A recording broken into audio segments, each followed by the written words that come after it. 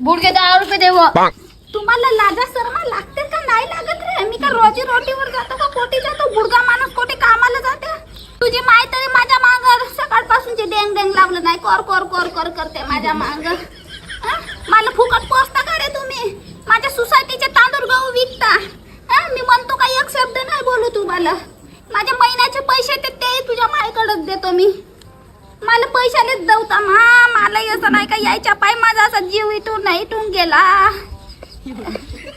तोय तुझा बाप दारू तू येते तुझ्या मायच्या माग डेंग डेंग डेंग डेंग लावते.